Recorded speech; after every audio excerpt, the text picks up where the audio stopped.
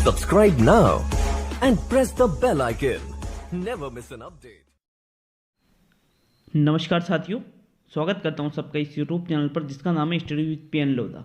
मित्रों, रीट एग्ज़ाम 2021 हेतु NCERT 6th class भूगोल के सभी चैप्टर के एमसीक्यूज महत्वपूर्ण जो वस्तुनिष्ठ प्रश्न हैं वो आपके लिए लेकर आया हूं। सामाजिक विज्ञान का ये जो पुस्तक है साथियों, सामाजिक विज्ञान की पृथ्वी हमारा आवास भाग 2, इसके सारे ही प्रश्न मैं इस वीडियो में आपके लिए लेकर आया हूं। तो वीडियो को अंत तक देखिएगा क्योंकि एनसीईआरटी और आरबीएससी की जो पुस्तकें हैं उन्हीं में से आपके एसएसटी का पेपर बनने वाला है। तो एसएसटी वाले खास तौर पे इस वीडियो को पूरा देखिएगा। जो लेवल 1 वाले हैं साथियों, उनके लिए भी ये वीडियो उपयोगी हो सकता है क्योंकि उनके भी जीके ऐड होगी। तो चलिए शुरू करते हैं इस वीडियो को। एक एक प्रश्न को आपको अच्छी तरह से देखना है साथियों। आपके पहला प्रश्न आता है, किस ग्रह को पृथ्वी के जुड़वां ग्रह के नाम से भी जाना जाता है? बृहस्पति, शनि, शुक्र और मंगल। तो मित्रों, प्रश्न संख्या 1 का सही आंसर बताइए कि किस ग्रह को पृथ्वी के जुड़वां ग्रह के नाम से जाना जाता है। तो मित्रों, राइट आंसर बताइएगा प्रश्न नंबर 1 का। आपके अनुसार इसका क्या आंसर रहेगा? तो मित्रों, प्रश्न नंबर 1 का सही जो आंसर है वो रहेगा शुक्र ग्रह। देखिए, शुक्र ग्रह को पृथ्वी के जुड़वां ग्रह के नाम से जाना जाता है। क्यों जाना जाता है साथियों? क्योंकि इसका जो आकार है वो और इसकी जो आकृति है शुक्र ग्रह की वो पृथ्वी के समान ही है। इसलिए साथियों, शुक्र ग्रह को पृथ्वी का जुड़वां ग्रह जाना जाता है। एक बात और मैं आपको बता दूं साथियों, पृथ्वी के अलावा अगर हम सौरमंडल की बात करें तो सूर्य के सबसे जो नज़दीक ग्रह है साथियों वो आता है आपके बुध ग्रह। ये सूर्य के सबसे नज़दीक ग्रह है मित्रों। नेक्स्ट प्रश्न नंबर 2 की ओर बढ़ेंगे। सूर्य से तीसरा सबसे नज़दीक ग्रह कौन सा है? तो तीसरा सबसे नज़दीक ग्रह बताना आपको सूर्य से। विकल्प 1 है शुक्र, दूसरा है पृथ्वी, तीसरा है बुध और चौथा है शनि। तो मित्रों, राइट आंसर बताइए प्रश्न नंबर 2 में कौन सा आंसर आपका सही रहेगा साथियों।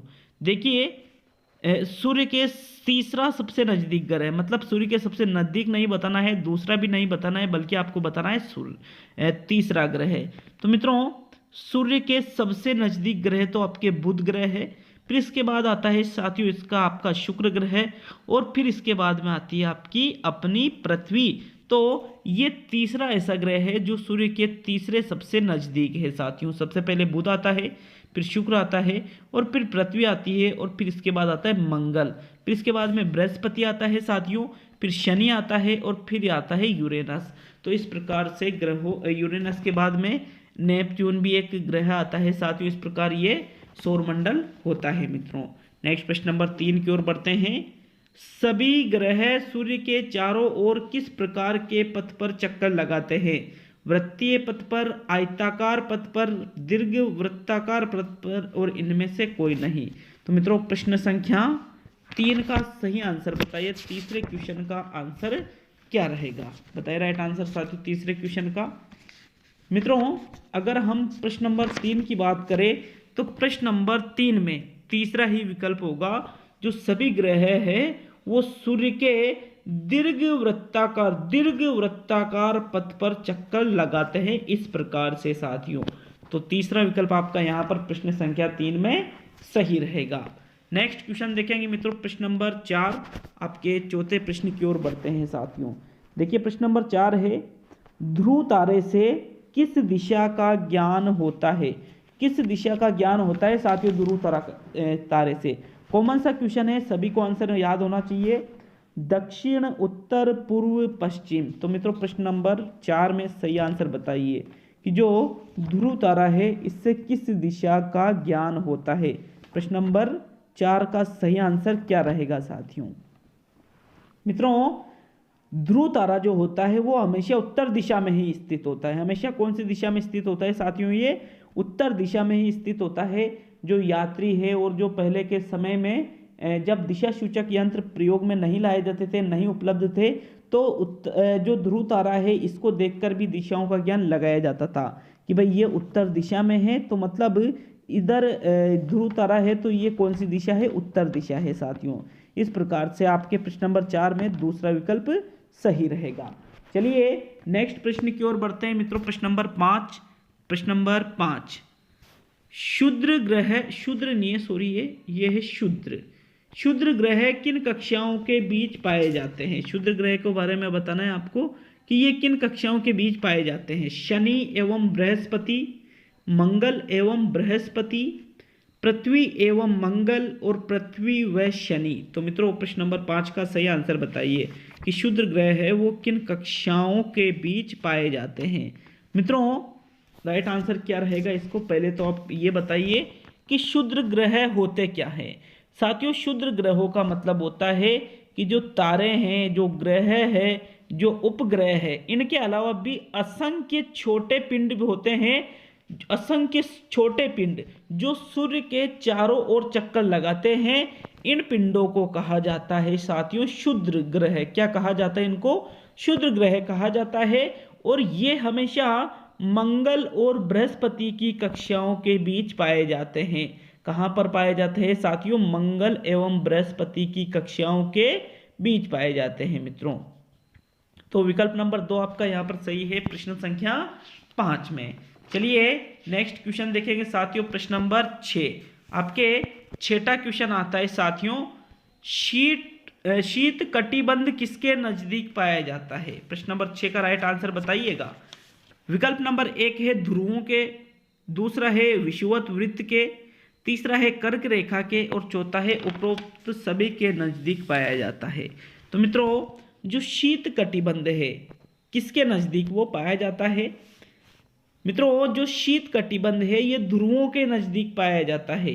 देखिए जो उत्तर ध्रुव है और जो साथियों उत्तर ध्रुव है और जो दक्षिणी गोलार्ध है, दक्षिणी गोलार्ध में जो सूर्य दक्षिणी ध्रुव है, इनके बीच में बहुत ज़्यादा ठंड होती है क्योंकि यहाँ जो सूर्य है वो क्षितिज से ज़्यादा ऊपर नहीं आ पाता है, इसलिए इनको शीत कटिबंध कहते हैं और ये ध्रुवों के नज़दीक ही पाए जाते हैं। विकल्प नंबर 1 सही है साथियों प्रश्न संख्या 6 में। चलिए नेक्स्ट प्रश्न नंबर 7 की ओर बढ़ते हैं। देशांतरों की कुल संख्या है 360, 180, 90 और 120।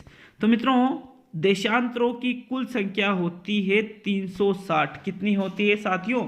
देशांतरों की कुल संख्या 360 होती है। तो साथियों आपका प्रथम विकल्प सही है प्रश्न संख्या 7 में। देशांतरों की कुल संख्या कितनी होती है? 360 होती है साथियों। विकल्प नंबर 1 सही है आपका प्रश्न 7 में। चलिए नेक्स्ट प्रश्न नंबर 8 देखेंगे। दक्षिण ध्रुव वृत्त स्थित है। दक्षिणी ध्रुव वृत्त कहाँ स्थित है? उत्तरी गोलार्ध में, दक्षिणी गोलार्ध में, पूर्वी गोलार्ध में और पश्चिमी गोलार्ध में। तो साथियों दक्षिणी ध्रुव वृत्त राइट आंसर बताइए कहाँ पर ये स्थित है साथियों। प्रश्न नंबर 8 का राइट आंसर क्या रहेगा आपके अनुसार बताइए जो आपको पता है साथियों। तो मित्रों जैसा कि पता चल रहा है कि जो दक्षिणी ध्रुव वृत्त है वो दक्षिणी गोलार्ध में होता है और जो उत्तरी ध्रुव वृत्त है वो उत्तरी गोलार्ध में होता है। तो यहाँ दक्षिणी पूछा है तो विकल्प नंबर 2 आपका यहाँ पर 8वें क्वेश्चन में सही आंसर रहेगा। नेक्स्ट प्रश्न नंबर 9, ग्रिड किसका जाल है? अक्षांशों मतलब जो समानांतर रेखाओं एवं देशांतरीय रेखाओं का, कर्क रेखा व मकर रेखा का, उत्तर ध्रुव एवं दक्षिणी ध्रुव का और कर्क रेखा व दक्षिणी ध्रुव का। तो साथियों ग्रिड किसका जाल? मित्रों प्रश्न नंबर 9 का राइट आंसर जो है, जो ग्रिड है वो अक्षांश रेखा एवं देशांतरीय यामोत्तरों का जाल है साथियों। विकल्प नंबर 1 सही है साथियों प्रश्न संख्या 9 में। चलिए अगला क्वेश्चन देखेंगे प्रश्न नंबर 10। 10वें क्वेश्चन को अच्छी तरह से समझिएगा। पृथ्वी की सूर्य के चारों ओर की गति को कहा जाता है घूर्णन, परिक्रमण, झुकाव और पहरा। तो जो पृथ्वी है वो जो सूर्य के चारों ओर की गति लगाती है उसको क्या कहते हैं? मित्रों जो सूर्य के चारों ओर एक स्थिर कक्ष में पृथ्वी की जो गति होती है उसको कहा जाता है परिक्रमण। सूर्य के चारों ओर चक्कर लगाना वो कहलाता है साथियों परिक्रमण। जबकि घूर्णन का मतलब क्या होता है कि पृथ्वी का अपने ही अक्ष पर घूमना, ये कहलाता है घूर्णन। लेकिन यहाँ पर ऐसा नहीं पूछा है साथियों आपका यहाँ पर पूछा है कि सूर्य के चारों ओर जो गति करती है पृथ्वी उसको कहते हैं, तो उसको परिक्रमण के नाम से जाना जाता है। 10वें क्वेश्चन में साथियों विकल्प नंबर 2 आपका सही है। चलिए नेक्स्ट प्रश्न नंबर 11 है। चलिए 11वें क्वेश्चन को देखेंगे। सूर्य की सीधी किरणें विषुवत वृत्त पर किस दिन पड़ती है? 21 मार्च, 21 जून, 22 दिसंबर, 30 जून। तो साथियों राइट आंसर बताइए। प्रश्न नंबर 11 में सूर्य की सीधी किरणें विषुवत वृत्त पर किस दिन पड़ती है? तो मित्रों राइट आंसर क्या है 11वें क्वेश्चन का? मित्रों इसका जो सही आंसर है वो रहेगा 21 जून। देखिए 21 जून को उत्तरी गोलार्ध सूर्य की तरफ झुका होता है और जो सूर्य की किरणें हैं वो कर्क रेखा पर सीधी पड़ती है। इसके परिणाम स्वरूप इन क्षेत्रों में क्या होती है साथियों? ऊष्मा अधिक प्राप्त होती है और 21 जून को ही सबसे लंबा दिन भी होता है और सबसे छोटी रात भी होती है साथियों। तो प्रश्न 11 में आपका दूसरा विकल्प सही है मित्रों। चलिए नेक्स्ट प्रश्न नंबर 12। गर्मी में क्रिसमस का पर्व कहाँ मनाया जाता है? जापान में, भारत में, ऑस्ट्रेलिया में और चीन में। तो साथियों गर्मी में क्रिसमस का पर्व मनाया जाता है ऑस्ट्रेलिया में। कौन से देश में मनाया जाता है? ऑस्ट्रेलिया में ही ग्रीष्म ऋतु में क्रिसमस का पर्व मनाया जाता है। विकल्प नंबर 3 सही है साथियों प्रश्न संख्या 12 में। चलिए नेक्स्ट प्रश्न नंबर 13 की ओर बढ़ेंगे साथियों। प्रश्न नंबर 13 आपके आता है, देखते हैं प्रश्न नंबर 13 को। ऋतुओं में परिवर्तन पृथ्वी की किस गति के कारण होता है? घूर्णन के कारण, परिक्रमण के कारण, गुरुत्वाकर्षण के कारण और सभी। तो साथियों देखिए गुरुत्वाकर्षण के कारण तो ऋतुओं में परिवर्तन होगा नहीं, तो फिर सभी भी हट गया। अब देखिए परिक्रमण और घूर्णन दोनों चीजें मैं बता चुका हूं। घूर्णन का मतलब होता है पृथ्वी का अपने अक्ष पर ही घूमना। परिक्रमण का मतलब होता है पृथ्वी का सूर्य के चारों ओर चक्कर लगाना। तो साथियों जो ये मौसम परिवर्तन है, अगर पृथ्वी खुद के अक्ष पर नहीं घूमेगी तो फिर वहां पर मौसम परिवर्तन भी नहीं होगा साथियों। अतः मौसम परिवर्तन इसलिए होता है कि ये सूर्य के चारों ओर तो चक्कर लगा ही रही है, लेकिन ये खुद के अक्ष पर भी घूमती हुई चक्कर लगाती है साथियों, इसलिए ही मौसम परिवर्तन होता है। तो विकल्प नंबर 13 में प्रश्न नंबर 13 में विकल्प नंबर 1 सही रहेगा आपके। नेक्स्ट प्रश्न नंबर 14 देखेंगे मित्रों। चलिए प्रश्न नंबर 14 की ओर बढ़ते हैं। आपके 14वां क्वेश्चन है, वृक्षों के वितरण को दिखाने वाले मानचित्र हैं। भौतिक मानचित्र, थीमेटिक मानचित्र, राजनीतिक मानचित्र और उपरोक्त सभी। तो वृक्षों का जो भौतिक चित्र है साथियों उसको कहा जाता है थीमेटिक मानचित्र। क्या कहा जाता है? थीमेटिक मानचित्र। थीमेटिक मानचित्र में साथियों जैसे सड़क मानचित्र है, वर्षा मानचित्र है, वन मानचित्र है, उद्योग मानचित्र है, इनके वितरण दर्शाने वाले जो मानचित्र है वो थीमेटिक मानचित्र के अंतर्गत आ जाते हैं।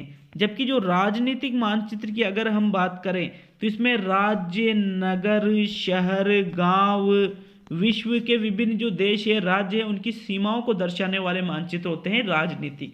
जबकि भौतिक मानचित्र की अगर बात करें तो इसमें पर्वत आ जाते हैं, पठार आ जाते हैं, मैदान आ जाते हैं, नदियां आ जाती है, महासागर आ जाते हैं, ये होते हैं साथियों भौतिक मानचित्र में। यहाँ पर वृक्षों की बात की जा रही है तो फिर वो थीमेटिक के अंतर्गत आएगा। विकल्प नंबर 2 सही है आपका प्रश्न संख्या 14 में। नेक्स्ट प्रश्न नंबर 15 देखेंगे साथियों। नीले रंग का इस्तेमाल किस खाने में किया जाता है? जलाशयों में, पर्वतों में, मैदानों में और हिम में। तो जो नीले रंग का इस्तेमाल है साथियों वो किया जाता है जलाशयों में। नदियां हैं, जलाशय हैं, कुएं हैं, इनमें नीले रंग का इस्तेमाल किया जाता है इनको दर्शाने के लिए साथियों। विकल्प नंबर 1 सही है आपका प्रश्न संख्या 15 में। चलिए अगला क्वेश्चन देखेंगे साथियों। प्रश्न नंबर 16 आपके 16वां क्वेश्चन आता है, दिक् सूचक का उपयोग किया जाता है। दिक् सूचक का उपयोग किस लिए किया जाता है साथियों? प्रतीकों को दिखाने के लिए, मुख्य दिशा का पता लगाने के लिए, दूरी मापने के लिए और चिन्ह लगाने के लिए। तो दिक् सूचक का उपयोग किसके लिए किया जाता है? मित्रों प्रश्न नंबर 16 में सही आंसर है दिक् सूचक का प्रयोग मुख्य दिशा का पता लगाने में किया जाता है। किस लिए किया जाता है? मुख्य जो दिशा है कि इसकी सहायता से अपन किसी स्थान की दिशा का सही से पता लगा सकते हैं कि अपनी मुख्य दिशा कहाँ है। साथियों विकल्प नंबर 2 सही है आपका प्रश्न संख्या 16 में। चलिए नेक्स्ट क्वेश्चन देखेंगे साथियों, प्रश्न नंबर 17। पैमाना आवश्यक है मानचित्र के लिए, रेखाचित्र के लिए, प्रतीकों के लिए और इनमें से कोई नहीं। साथियों एक एक प्रश्न बहुत ही इंपॉर्टेंट है ये, क्योंकि मेरा ये मानना है कि आपके जो एनसीईआरटी और जो आरबीएससी की किताबें हैं, रीट का पेपर 90% यहीं से आपके बनने वाला है। तो इन किताबों को अच्छी तरह से आपको कंप्लीट करना है। और इस प्रकार की ये जो टेस्ट सीरीज है ये आपके हर 2 या 3 दिन में इस प्रकार के टेस्ट आपको मिलते रहेंगे आरबीएससी और एनसीईआरटी के साथ, जो कि लेवल 1 के लिए भी उपयोगी है और लेवल 2 के लिए भी ये उपयोगी होगी साथियों। नेक्स्ट प्रश्न नंबर 17 क्या है ये? पैमाना आवश्यक है, तो राइट आंसर बताइए। मानचित्र, रेखाचित्र, प्रतीक या इनमें से कोई नहीं। किसके लिए आवश्यक है पैमाना? साथियों पैमाना मानचित्र के लिए अति आवश्यक माना जाता है। किसके लिए आवश्यक माना जाता है? मानचित्र के लिए, क्योंकि पैमाने के माध्यम से ही निश्चित जो मानचित्र बनते हैं उनकी निश्चित दूरी इसी के माध्यम से उसमें अंकित की जाती है साथियों। प्रश्न नंबर 17 में आपका प्रथम विकल्प सही रहेगा। चलिए नेक्स्ट प्रश्न नंबर 18। कौन सी पर्वत श्रृंखला एशियाई एवं यूरोप को अलग करती है? एंडीज, हिमालय, यूराल और अरावली। तो साथियों जो पर्वत श्रृंखलाएं एशिया और यूरोप को अलग करती है वो कौन सी है साथियों? देखिए इसका जो सही आंसर है वो रहेगा यूराल। जो यूराल पर्वत श्रृंखलाएं हैं वो एशिया एवं यूरोप को साथियों अलग करती है। जो यूरोप और एशिया है इनको संयुक्त रूप से यूरेशिया भी कहा जाता है। क्या कहा जाता है? यूरेशिया भी कहा जाता है, एशिया प्लस यूरोप को। साथियों यूरोप एशिया से बहुत छोटा है, ये भी आपको याद रखना है। यूरोप एशिया से बहुत ही छोटा है साथियों। और यह जो एशिया महाद्वीप है साथियों ये 3 तरफ से जल से भी घिरा हुआ है। आपको इस चीज की अच्छी तरह से जानकारी होगी मित्रों। नेक्स्ट प्रश्न नंबर 19 देखेंगे। उत्तर अमेरिका दक्षिण अमेरिका से कैसे जुड़ा है? स्थल संधि से, जल संधि से, थल मंडल से और सभी से। उत्तर अमेरिका दक्षिण अमेरिका से कैसे जुड़ा है? तो साथियों जो उत्तर अमेरिका है वो ये तीसरा सबसे बड़ा महाद्वीप है ये विश्व का, और यह दक्षिण अमेरिका से एक संकरे स्थल से जुड़ा है। किससे जुड़ा है? संकरे स्थल से, मतलब स्थल संधि के द्वारा ये एक दूसरे से जुड़े हुए हैं, जिसे कहा जाता है पनामा। क्या कहा जाता है साथियों? पनामा स्थल संधि के नाम से जाना जाता है जिसे। विकल्प नंबर 1 सही है साथियों प्रश्न संख्या 19 में। चलिए नेक्स्ट क्वेश्चन देखेंगे मित्रों, प्रश्न नंबर 20। सबसे बड़ा महाद्वीप कौन सा है? अफ्रीका, एशिया, ऑस्ट्रेलिया और यूरोप। तो सबसे बड़े महाद्वीप की बात करें, सभी को ज्ञात होगा कि सबसे बड़ा महाद्वीप में हम ही रहते हैं। कौन सा है? एशिया महाद्वीप ही सबसे बड़ा महाद्वीप है। विकल्प नंबर 2 सही है साथियों प्रश्न संख्या 20 में। मित्रों नेक्स्ट प्रश्न नंबर 21 देखेंगे। हिमानी कहाँ पाई जाती है? पर्वतों में, मैदानों में, पठारों में और उपरोक्त सभी जगह पर। तो हिमानी पाई जाती है, इसका आपको आंसर देना है कहाँ पर। मित्रों विकल्प नंबर 21 में आपका सही आंसर है हिमानी पर्वतों में पाई जाती है। कहाँ पाई जाती है? पर्वतों में। देखिए जो कुछ पर्वत है इनमें हमेशा जमी रहने वाली जो बर्फ की नदियां होती है उनको ही हिमानी कहा जाता है। हमेशा नदियां तो हैं लेकिन वो हमेशा जमी रहती है बर्फ से, तो साथियों उनको ही हिमानी कहा जाता है और ये पर्वतों में पाई जाती है। विकल्प नंबर 1 सही है आपका प्रश्न संख्या 21 में। नेक्स्ट प्रश्न नंबर 22 है। दक्कन पठार कहाँ स्थित है? केन्या, ऑस्ट्रेलिया, भारत और अफ्रीका। प्रश्न संख्या 22 का राइट आंसर बताना है साथियों आपको। दक्कन का पठार कहाँ पर स्थित है? तो साथियों नाम से सुन रखा होगा आप सभी ने, दक्कन का पठार भारत में स्थित है और ये पुराने पठारों में से एक माना जाता है दक्कन का पठार साथियों। विकल्प नंबर 3 सही रहेगा प्रश्न संख्या 22 में।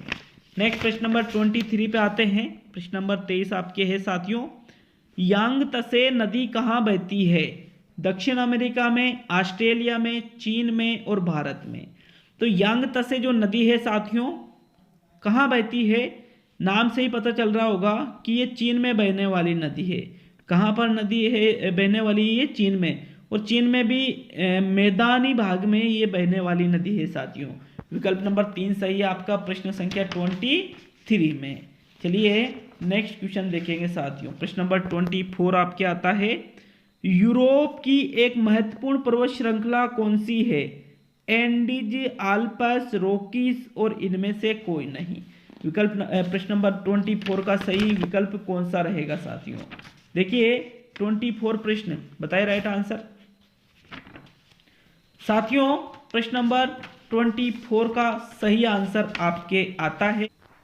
तो मित्रों यूरोप की जो महत्वपूर्ण पर्वत श्रृंखला है वो है आल्प्स। ये यूरोप की एक महत्वपूर्ण पर्वत श्रृंखला है।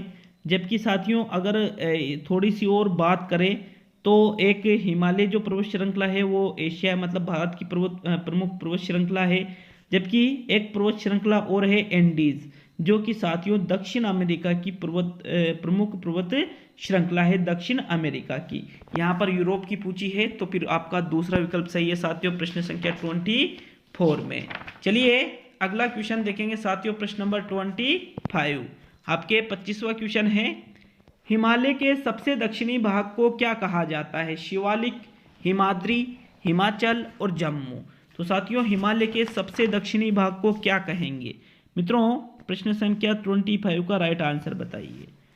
देखिए हिमालय के जो सबसे दक्षिणी भाग है उसको कहा जाता है शिवालिक। क्या कहा जाता है साथियों? शिवालिक इसको कहा जाता है। विकल्प नंबर 1 सही है आपका प्रश्न संख्या 25 में। तो मित्रों नेक्स्ट प्रश्न नंबर 26 पे चलते हैं। प्रश्न नंबर 26, सह्याद्री को अन्य किस नाम से जाना जाता है साथियों?